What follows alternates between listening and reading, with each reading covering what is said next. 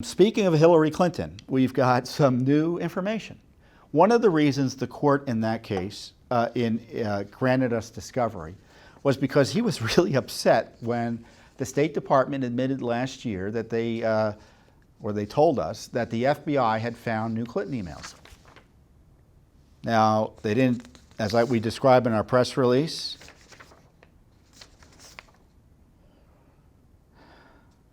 the State Department did not provide information about where the emails were found, why they were not previously produced, or if additional records were anticipated.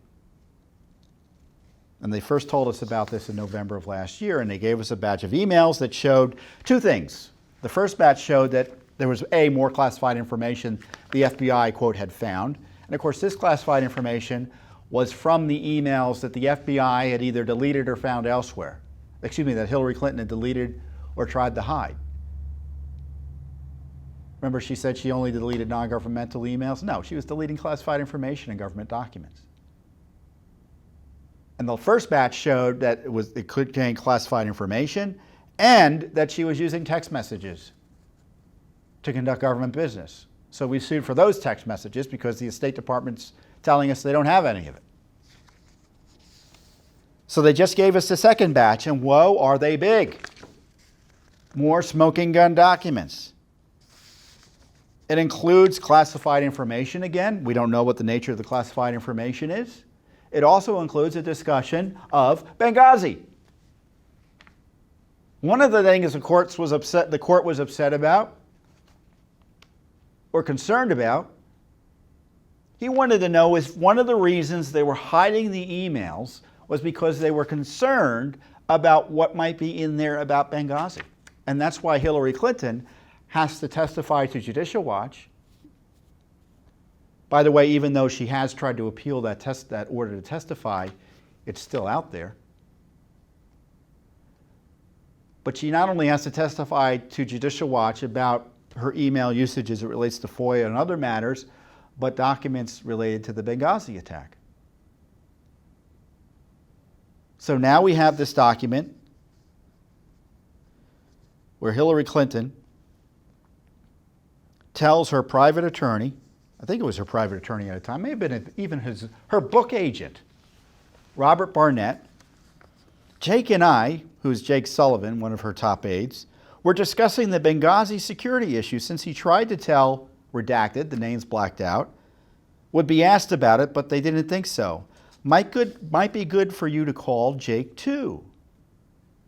Huh. So this is a Benghazi email that had been hidden from us for years.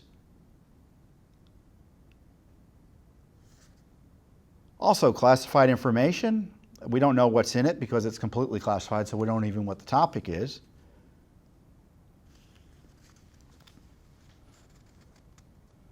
And there's also a document showing that there were talking points on this system about a conversation or a briefing that she was going to have with the President of the United States, Barack Obama.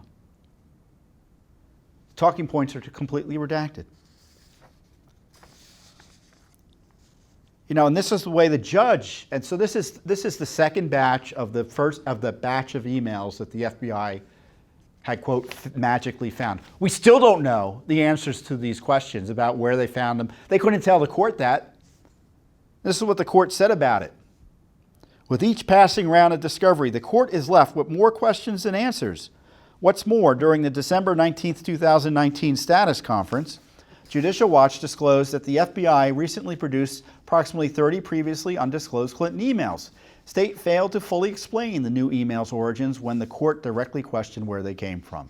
Even though many important questions remain unanswered, the Justice Department inexplicably still takes the position that the court should close discovery and rule on dispositive motions, meaning just end the case.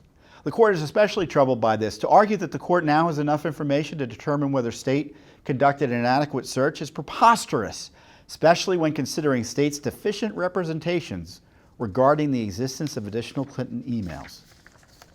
So they told the court everything's been produced, and now it's found out that's a big lie. And that's why we have discovery, and that's why Hillary Clinton was ordered to come in and be questioned under oath, at least in part.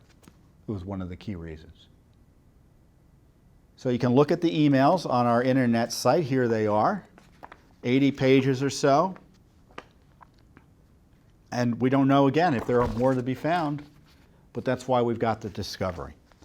So Judicial Watch is just doing incredible work on this. The Clinton email scandal is not going away, and it's continuing because we're still getting more information. It's incredible. Thanks for tuning in. Be sure to subscribe to our YouTube channel to catch all the latest news from Judicial Watch.